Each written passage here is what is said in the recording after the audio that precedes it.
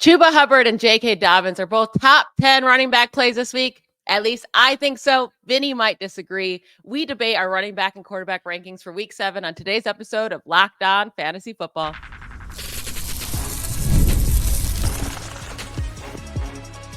You are Locked On Fantasy, your daily NFL fantasy podcast. Part of the Locked On Podcast Network, your team every day. Welcome into the Locked On Fantasy Football Podcast. I'm one of your co-hosts, Michelle Magdziuk, and when I'm not doing this, I'm a researcher and fantasy analyst with NFL Network. And I'm your other co-host, Vinnie Iyer. When I'm not doing this, I'm writing about NFL fantasy and betting for sportingnews.com. Today's episode is brought to you by FanDuel. Place your $5 bet, and you'll get started with $200 in bonus bets guaranteed. Visit FanDuel.com to get started. We are heading into our week 7 rankings. Today, we will get through our running back and quarterbacks. And then on tomorrow's show, we will go through our wide receiver and tight end rankings for week 7. Starting right at the top here of our running backs, we actually have the same 6 running backs at the top in a slightly different order, but those guys are Derrick Henry, Kyren Williams, Jonathan Taylor, Bijan Robinson, Saquon Barkley, and Joe Mixon. All fantastic plays this week. You're not questioning if you're starting them or not. The only thing is just to keep an eye on Jonathan Taylor's injury report and see if he's good to go and healthy. But if he's playing, you play him.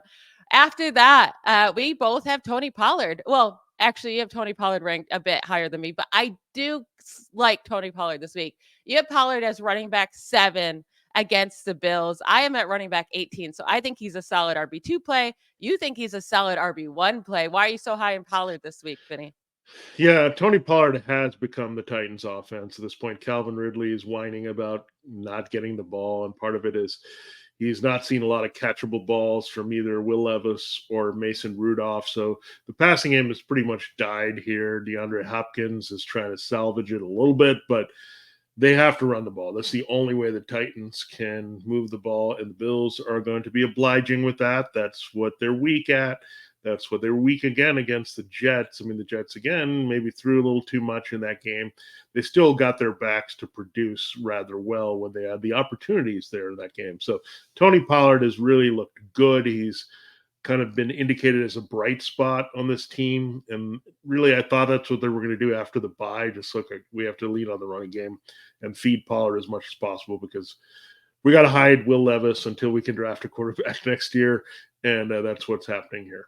Yeah, I mean, Tony Pollard is this offense. I don't know if it's a good thing, right? Yeah. And I do expect him to land where he typically finishes. The last 2 games he's played, he's finished as running back 14 and 15. The biggest issue is they don't find themselves in many goal line situations, right? Only 3 goal line carries this year for the team. Pollard has had all 3 of those carries, though, so that's good. But he really upped his snap count last week with Tajay Spears, a bit banged up, but also just like Pollard's outplaying him. So I do think he's a solid play this week. I don't have as high expectations as you do, but I wouldn't be surprised if he has a nice week. Some other guys in our top 10, obviously Kenneth Walker, Breece Hall, you're plugging those guys in. Josh Jacobs as well for you in your top 10. He's down at 13 for me, but still Josh Jacobs is an every week play. 2 guys I have in my top 10 that you do not are JK Dobbins against the Cardinals and Chuba Hubbard. Can never get his name right, against the Commanders. It's not like you have them super low. I'm just higher on them. You have J.K. Dobbins at 15. You have Hubbard at 20. I really like them this week. I like their matchups a lot. For J.K. Dobbins, he's getting all of the work with Gus Edwards on IR, 25 carries last week. There's just such a heavy run offense, this Chargers team. And against the Cardinals, who are allowing the second most rushing yards to the running back position this year, it's just a smash play for me. And then with Hubbard, he's getting a ton of snaps. He's playing really, really, really well. I know Jonathan Brooks has now been activated or put on that practice 21-day, but I don't expect him to play this week. And the Commanders are allowing the 5th most rushing yards to running backs this season, allowing 5.3 yards per carry to running backs, 2nd most. And now their defensive tackle, Jonathan Allen, will be out with a serious injury. So loving this matchup for both of these guys this week. Yeah, I'm right there with you almost with J.K. Dobbins. I'm at 15. I mean, there's just some guys that I think have to be up there a little bit higher than J.K. Dobbins given their consistency. And I probably am a little bit being aggressive with the Lions backs this week in a tough matchup.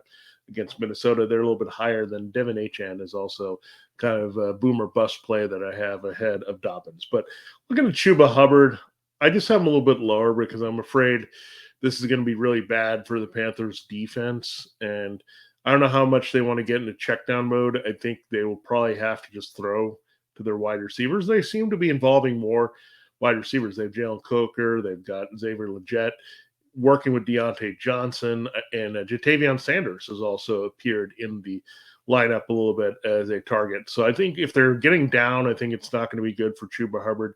I do like Jonathan Allen's out, but they have to stay in the game, and Hubbard's probably going to have to get his numbers early in the game because, again, they could really just abandon him and not bring him even into the passing game to try to play catch up here in the second half. So that's my one concern, but I still have him as a solid RB2 this week at number 20. It means volume based. You can't really drop him lower than that. Yeah, I think JK Dobbins might be the guy I'm most excited about this week in terms of the guys that aren't. Don't get hurt. Don't get hurt. He's getting a lot of volume, so that's the only thing we're holding our breath with at this point. Yeah, for sure. He has been holding strong. Let's hope his body keeps up. Now, you mentioned De'Von Achane being above Dobbins for you. You have him at running back 12 against the Colts. It's been really bad for him since Tua's been out, right? Mm-hmm. Running back 36, 50, and 54 over the last 3 games. Now, they had a bye. Maybe they figured out some things. Maybe they feel better about Tyler Huntley now that they had the bye week. But I do have him, coming back to life a little bit against this nice Colts defense. It's friendly. I have him at running back 23. But I also have Raheem Mostert at running back 24. So that's why I have him a little bit lower. I think Mostert will be heavily involved too. But why do you feel so good about Achane this week? Achane is a very hard person to rank every week. He's like Tank Bigsby. I've compared these two a lot. He's either going to have a big game or he's going to have a mediocre to poor game. And there's no in between. That's a problem. Like with these guys, it's either going to be really bad or really good. And those guys are impossible to rank. So I'm siding on the matchup and the Dolphins coming off the bye. The Colts have been run on by everybody, including the aforementioned Tony Pollard last week. So I think he has to get going. It's almost like they have to realize that we're not this explosive passing game anymore without Tua Tagovailoa throwing to Tyreek Hill and Jalen Waddle. We got to adjust. We got to be run heavy. Mostert, I'm not sure because there's also a little bit of Jalen Wright in there. What are we going to get? Is he going to be used more coming out of the bye? I'm a little bit worried about the usage of actually all these guys. So it's a little bit boom or bust for me with Achane based on that. So again, very hard guy to rank because I cannot get totally in the head of Mike McDaniel without Tyreek Hill without, let's say, Tua throwing to Tyreek Hill because this offense doesn't have any consistency. We knew exactly what we were getting before, and now we don't. Yeah, they have been really, really hard to rank. Achane, like you mentioned, is either going to finish as the RB1 or RB50, and there's not much in between. Moving on to another hard decision here. Jordan Mason, he was seen at practice on Monday. I haven't checked on his practice since then, but it looks like maybe he's going to try to play through this shoulder injury. If he does play against the Chiefs, where do you have him ranked? Even when he's been healthy, right? 3 of the last 4 weeks, he's finished as a running back 25 or worse. He's really touchdown or bust because he doesn't get receptions. And the Chiefs have allowed the fewest fantasy points per game to running backs this season. Like, is he a low-end RB2 at best with the shoulder injury? Yeah, it's very tough if he plays through it because they're not going to overwork him. That means him and Isaac Arendo are probably going to split carries. We've talked about Patrick Taylor Jr. also being there. Now, it's not in Shanahan's nature, and really when I say that, I include Mike in this as well as Kyle, to spread the ball around. They're not a committee per game approach, but they don't mind being committee week to week, right? If they need to play the healthiest guy that is going to give them the best production, they'll go there. So I'm not sure, if that becomes a split this week with Mason Garenda. The matchup is not very good at all. I don't think either is going to be involved in a lot of the pass game. I do like Brock Purdy this week because I think that's what's going to happen. The 49ers are going to just be aggressive and throw on the Chiefs. They did that last week. They were able to get a big lead on the Seahawks. Purdy had a big game, and they could turn it over to the running backs. I'm not so sure that they'll necessarily be playing ahead, probably be even in this one at best here. So I'm not feeling it, especially if Mason tries to play, and then you have a potential ugly split there. What's wild is that we both feel better about the guy on the opposite side of this game. Kareem Hunt, I feel more confident than Jordan Oh, Mason. definitely, We're going to discuss Kareem Hunt and his fantasy outlook in week 7, and then also get into the rest of our running back rankings, plus hit on our quarterback rankings after a quick break. This episode of Locked On Fantasy Football is brought to you by LinkedIn Jobs. When you're hiring for your small business, you want to find quality and qualified professionals who are right for the role. That's why you have to check out LinkedIn Jobs. LinkedIn Jobs has the tools to help find the right professionals for your team faster and for free. NFL teams are like small businesses. They're trying to find the right guys in their lineup every week to produce winning results. That's the way it is with small businesses.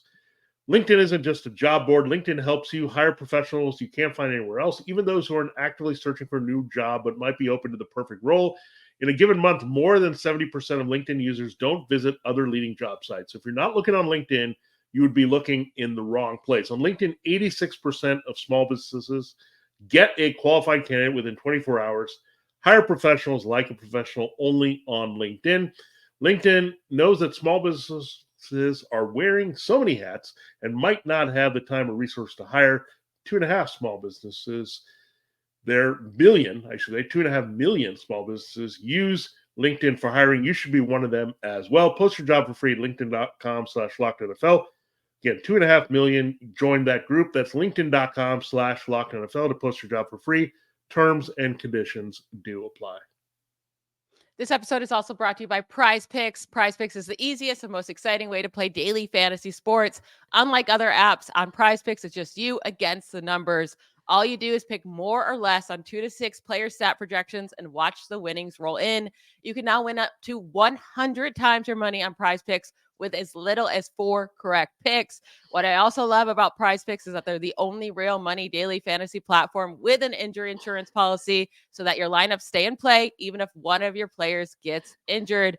Vinnie and I, every single Friday, we give you our favorite 6 Prize picks of the week. But if you want to get started before then, or make sure you're ready to join us on Friday, download the Prize Picks app today and use code LOCKEDONNFL and get $50 instantly when you play $5. That's code LOCKEDONNFL on Prize Picks to get $50 instantly when you play $5.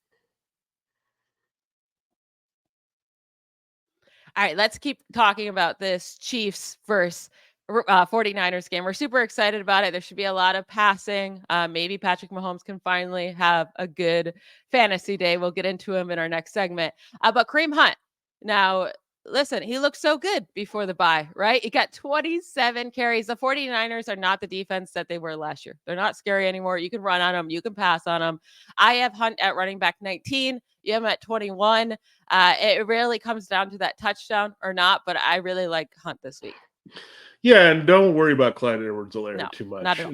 No, I mean, this is the thing. Everyone goes, he's coming back. But what has he done to say? What is he coming back from? He has I never don't done know. anything. Yeah, he's not really done anything too much. And they're not just going to go there, especially after Hunt balled out in this offense. He knows it very well. Obviously, having played in it before with Andy Reid, it was like he was back there like he used to be last game, I should say, not last week, when they're off and he was well rested. So they were able to give him that volume, know he's going to get rest, and they're going to give him more volume again in this very critical game to stay undefeated here in the Super Bowl rematch. So yeah, Kareem Hunt, pretty solid here. We'll figure it out later when Isaiah Pacheco can return, but right now Hunt is the guy at Kansas City. Now, I want to talk about Tank Bigsby. Last week, with ETN missing most of the game with an injury, he disappointed, right? Bigsby ended as just the running back 51 on the week. They're kind of getting their butts kicked by the Bears. Yeah. They're using D'Ernest Johnson as their pass catching back. This week, they get the Patriots. They should be able to stay in this game. Now, their defense is probably going to give up points, but they should be able to stay in the game on the offensive side. The Patriots have allowed the 6th most fantasy points per game to running backs this season. I think with ETN going to be out, I think Tank Bigsby is a solid play. I have him at running back 22. You have him at running back 19 this week. Yeah, I mean, you look at it, and they're 5.5-point favorites, by the way. So the game script should be positive, we think, or at least close, right? Where they're not going to give up on the run in the second half and give up, particularly in what Tank Bigsby does, is reel off long runs, and it's the power back. So D'Ernest Johnson, yeah, he's a pretty valuable, versatile guy that they can put in with no Etienne, but it's a little different because he's still a backup. So you'll see Bigsby get that feature type workload this week. He's not going to be pushed away in the game plan. It's not going to be like an 8 for 24 again. He's going to be involved a lot more because he's their one key to winning games. He was the guy that touched the ball the most and produced in their one win. So they're not going to go away from it, especially when Doug Peterson desperately needs win. The other side, we also like the running back if he can return there for the Patriots.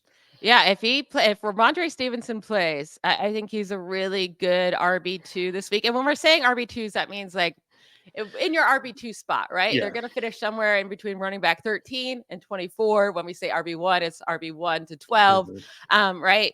So in that scenario, if Stevenson plays in this game against the Jaguars, who are just such a bad defense, allowing the 5th most fantasy points per game to running backs this season, I do think Stevenson's a good play. We've seen him have 3 really good finishes this year: RB5 in week 1, RB10 in week 2, and RB6 in week 5. If they can keep this game close, Stevenson will have a good game. Yeah, let's hope he can return. And Gibson didn't do a lot with the ball last week. What happened is Gibson's not a good running back is what happened. Yeah, that's it. But I thought maybe they would check down to him. What happened is they started conservative with Drake May, and it didn't work. And then they're like, okay, Drake May, let it loose. Throw the ball downfield, and I like this, and it worked, right? Like, I can throw and freewheel to Hunter Henry and Demario Douglas and Kayshon Boutte. This is what I was meant to do. Like, that's how I am. And he's kind of like a poor man's Caleb Williams in that sense. He has arm, he has athleticism. He wants to show it off and not just be contained. And once they did that, then goodbye, Gibson. He didn't even have the check down value. So Stevenson could actually have check down value. He has a good receiving skill set here. So I do like that. If they're behind, he can make up for it that way. And this DeAndre Swift game from last week against the Jaguars really inspires. Yeah, I mean, a couple weeks ago, Stevenson was benched because of fumbling for Antonio Gibson. It turned into a Stevenson game anyways, and then Gibson, with the start, disappointed greatly. So I think this is fully Stevenson's backfield again after just a couple weeks, as long as he's healthy. Now, one guy who only played 27% of snaps last week, they were getting their butts kicked. That's James Conner. You have him ranked all the way down at running back 30 this week. I think that's fair. I probably need to move him down. I am at running back 21. I don't feel great about that against the Chargers' tough defense. It started off really well for Conner, but the last couple weeks have been pretty disappointing from him. I think he's utilized way more than last week at 27%, but that is scary that he played so little. Yeah, I don't know what's going on with the Cardinals and Drew Petzing in this offense. I mean, Marvin Harrison Jr. goes down with concussion. I don't think they know how to do anything else here. They threw to Trey McBride, which is great. The situation is developing to be much like last year where Trey McBride is the bright spot. Everything else is a little bit dicey, even Kyler Murray from week to week. So it's just the Chargers, I think I've never seen a team. They had the arrow pointing up pretty strong, or I'd say the Cardinals had an arrow pointing up early in the season. Now it's starting to point down all of a sudden. Yeah. So, I'm just wary of playing my Cardinals this week, not named Trey McBride. Yeah, McBride. Like Kyler Murray, we both have him ranked pretty low this week. There's a lot of other options that I like better, and that's hard for us to swallow because we love Kyler Murray. One last running back to hit on here. It's Nick Chubb, because it seems like he's going to be playing this week. His first game back since week 2 of last year when he suffered that devastating knee injury. Can you play him in his first week back? It's a really nice matchup against the Bengals. Now, Jerome Ford is also hurt. He has a hamstring injury, so he's looking like he's going to miss. How much can they give Chubb in his first game back? I don't know, but would you play James Conner or Nick Chubb this week? I'm going for Nick Chubb this week because the Browns are terrible. They've had a lot of people check out. Now, they don't have Nick Chubb on the field because he's kind of the, quote, heart and soul of the Browns offense. We like to use that cliche quite a bit, but Mari Cooper's gone, so somebody has to be the focal point of this offense. And the Bengals are really bad against the run. We know that. Nick Chubb is a special runner. I mean, if Tyrone Tracy Jr. can get it done, Chubb can also be rather explosive. That's the question. How explosive is he going to be? How much are they willing to give him carries this week? But the Browns are bad. They need something, some bright light here. And you would say, okay, let's run the ball against the Bengals. They stink against the run. Let's keep Joe Burrow off the field. Let's take pressure off Deshaun Watson. So all the logic says Nick Chubb should just be treated like Nick Chubb. I have a 24, so definitely downgrading him from Nick Chubb being Nick Chubb because he would be an RB1 in that case. So I'm still giving him a very playable opportunity because, again, no Ford, no Cooper. He's got to be the main guy. Yeah, it's going to be risky because maybe they let him have 10 carries in the game, right? Maybe they bring him in slowly. But without Jerome Ford there, it does get more interesting. The Bengals, like I said, have been giving up a lot of fantasy points to running backs. I'm going to go through some rapid fire questions here. You just give your answer. Nick Chubb or Bucky Irving against the Ravens? Chubb. I think I'm going to lean Irving. I know the Ravens are so tough against running backs, but he's getting a lot of the work and goal line work. So I'm going to go Irving. Nick Chubb or Chase Brown against the Browns? Oh, you had to do that to me. I have them back to back at 24 and 25. So take your pick there in that same game, but I would say slightly Chubb. Yeah, I'm going to go Chubb there. Chubb or Alexander Madison against the Rams? I want to say Alexander Madison so badly because the matchup is so good, but I'm also afraid of the Raiders falling behind a lot. So I have to go Chubb there. So 3 for 3 on Chubb for me. Yeah. So I'm only going Irving there, and then Chubb would be my pick over Chase Brown and Alexander Madison. We're going to change courses here and get into our quarterback rankings of week 7 to finish up today's show. But first, we're going to take a quick break.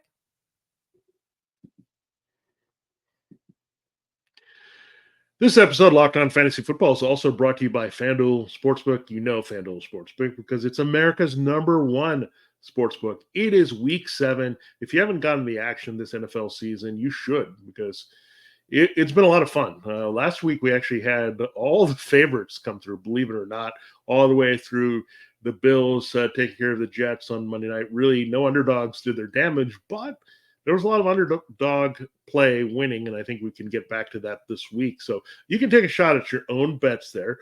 And when you get a hunch in the middle of a game that you've placed a bet on, you can check out the latest stats, view live play-by-play, and so much more on the same page where you place your bets so you can track everything right there. You'll get started with $200 in bonus bets guaranteed when you place your first $5 bet. That's only at FanDuel.com. FanDuel.com, America's #1 sportsbook. Check FanDuel.com for the latest odds and get the information you need to dominate your NFL action in week 7 and beyond. All right, Michelle, it's time for the quarterback rankings. We spent 2 segments on the running back rankings like we usually do. We do not have to talk about Dak Prescott and Caleb Williams this week. Dak on the bad side, Caleb on the good side. They're both on buys, but a lot of other quarterbacks, every other one is in play here in the league. So let's start with this game on Monday night. The top quarterback in fantasy this year has been Lamar Jackson. In some scoring circles, the top quarterback in fantasy is Baker Mayfield. They're playing each other. Ravens, Buccaneers. So let's assess this. How high do you think Baker should be behind Lamar Jackson in this game? And he's clearly the QB1 that we still have to keep ranking. Yeah, I have them ranked pretty closely. I have Lamar at quarterback 3. It's just because, Derrick Henry's taken so many of those touchdowns away. And then Baker Mayfield at quarterback 6. You have Baker Mayfield all the way at quarterback 3. This is my thing. Baker Mayfield has been amazing. He has finished as a top 5 quarterback 4 times this year, a top 3 quarterback 4 times this year, with another quarterback 7 finish in there. He's only had 1 bad game this year. And the Ravens are allowing the second most fantasy points to quarterbacks this season. So it should be a great Baker Mayfield game. But every time we start to trust Baker and we're like all in on him, he lets us down. I love Baker Mayfield, but he does let us down a lot when this happens. That's my only worry, but he should be fantastic in this game. Yeah, I'm really battling it here with Baker Mayfield because I drafted him as a backup to Jalen Hurts. And it's very hard to make this decision every week and see Baker score a few more points. There was 1 week that Jalen definitely scored a lot more than Baker. But when you look at it, it's really hard for me to pull the trigger because I actually have Jalen Hurts at number 5 this week. So I'm making it really tough on myself. But this is not about myself. Baker Mayfield is a place to trust right now. Everything lines up. He's also at home. Don't forget. That's a big one. If he was in Baltimore, this could come crashing down on him, right? At night, playing a tough defense that can rally on the road, but they have been so bad against the pass. They are giving up points to everybody in the passing game. That's just their weakness. They stop the run also. So And the other thing that plays in this game script could be negative. Lamar Jackson, Derrick Henry could get up big. The Buccaneers are at home. They could be passing for a chunk of the game. And I don't think Mike Evans will be as quiet this week. So everything says yes, but it's just a little bit scary because he's not going to bail out by running. Like, he has to play well. And we need to clean up those interceptions from last week. That was not good. So we want to see the good part with the touchdowns, not the interceptions. But I think his body of work being better in most weeks than not says you can trust him. Just be wary. I think he's a little bit more volatile there than some of the top guys up there. Yeah, he's definitely volatile. We've known this about Baker his whole career, but honestly, he should finish as a top 3 quarterback where you have him this week. There's another great matchup between the Texans and the Packers where we love both quarterbacks in this game. Jordan Love's just chucking it up, right? He doesn't really care what the outcome is. He's going to chuck it up. He's scoring touchdowns left and right. This should be a high-scoring game between Houston and the Packers. I have Jordan Love as my quarterback 2 this week, behind only Jaden Daniels. That's my quarterback 1. You have Love as your quarterback 4. I have Stroud at 5. You have Stroud at 8. These are both really good plays this week, and you're not overthinking it. You're just plugging them into this matchup. Yeah, absolutely. And I don't know who's going to give you the bigger game. I think the volume is going to be high on both sides. And it's really might just come down to the touchdowns at this point, who gets pilfered at the goal line by Joe Mixon or Josh Jacobs. And we don't see the game being quite as big. But I think the one team that's a little bit more willing to throw right now into the red zone is the Packers. So that's why I have Jordan Love a little bit higher than CJ Stroud. But Stroud, that was a good get-well game in New England last week. I think he keeps it up, playing off the run. I think it might be a little bit easier that he can just throw to Stephon Diggs and Tank Dell, not worry about how to get everyone involved. He had one bad play, and it was trying to get Dalton Schultz a touchdown in the end zone last week. So it was a turnover potential there. So I just don't think it's a big deal that Nico Collins is out. It actually might be better here for Stroud because, again, he can lock into 2 guys and get a little bit more comfortable because essentially Diggs is a good replacement for Collins all over the field. Yeah, we both have also Burrow inside our top 8. I'm at 8. You have him at 7. He does typically struggle at the Browns, but I think he'll be fine. This year is different. This year's different. One guy that you have in your top 9, which is bold, I will say. It seems crazy to say so, but it's Patrick Mahomes at number 9. You are predicting that he's going to have his first top 12 finish in nearly a year. He hasn't finished as a top 12 quarterback since week 12 of 2023. So you're predicting this is the first time. Why do you feel good about him against 49ers? Well, let's put an asterisk by that, because if we counted the playoffs, he did have a pretty good finish against the 49ers. I'll just say that. In overtime, he had the ultimate finish, right? Repeating as Super Bowl champ and MVP and all that good stuff. But he did put up numbers in that game, right? So when he needs to put up numbers, this is what we need. We need a good offense on the other side, not like the Chargers grinding away or the Raiders or the Saints with Derek Carr getting hurt. This has just been some weak sauce competition really for the Chiefs. 49ers are going to say, look, Mahomes is going to say, I need to bring it this week. He could lose this game, right? I mean, so I think he has some pride. He's going to be motivated this week. I think Purdy also has a good game. So this is the week that he has to put up numbers. Unfortunately, again, I said sometimes Patrick Mahomes is a victim of the Chiefs' success. They're just too dominant sometimes. This week, I think they have to bring out their best in the passing game to win. We'll see. I'm at 15, where he always finishes. Actually, he finishes worse than 15 almost all the time. But so I have him higher than normal as well. Sooner or later, people will get on board that Mahomes is way better as in the NFL than a fantasy quarterback. But he is a playable guy in what should be a high-scoring matchup this week. Anthony Richardson, it looks like he's coming back from injury as well. No more Joe Flacco. It's been fun with him. He's getting these wide receivers the ball, especially Josh Downs. But I'm willing to go with him this week. I have him as a quarterback 10. It's bold. But against the Dolphins, I think they can run a lot with Jonathan Taylor, and Anthony Richardson should be running a lot. You have him down at quarterback 19. The Dolphins are allowing the fewest points per game to quarterbacks this season, surprisingly. But I don't think it's because they're great defense. I just think their offense isn't putting up anything. But Richardson should get the rushing yards to make him a viable play this year or this week. Yeah, it really comes down to the rushing yards, and can he put it in the end zone a couple times? Because, again, the passing game, we liked it. We liked Michael Pittman and Alec Pierce and Josh Downs chopped down with Joe Flacco. So just have to hold your breath there that some of these guys can play well with Richardson. But yeah, not feeling it too much. I'm at 19. I just want to wait and see. He struggled before the injury, so I want to see if he continues to struggle after the injury. I'm not like dying to play him. Like if he's your top guy and you don't really have another option, you can put him in there. And say Justin Fields has been your guy now with the Russell Wilson news, you might not be able to rely on. Then I would have, of course, play Anthony Richardson. But I just be wary. Again, he's probably another boom or bust guy, and that could be every week for him. So let me ask you this question. We've been talking of Drake May this whole week, right? And it's no surprise. I am at 13, you have him at 14. That's pretty high for this rookie going into his second start. We both have him ranked over guys like Kyler Murray. You have him ranked over Anthony Richardson, over Sam Darnold, or over Jared Goff. Now, if you had these guys on your roster and you had to actually stomach the move, would you start Drake May against the Jaguars or Kyler Murray against the Chargers this week? I'd be a lot more excited to play Drake May because the matchup is the best you can ever get in this league this season with the Jaguars, and their passing defense is terrible. It's on a neutral site in London. Drake May gives the evidence that he's going to compile, which is what Kyler Murray used to do, right? Run, compile. He's going to find a way to put up numbers.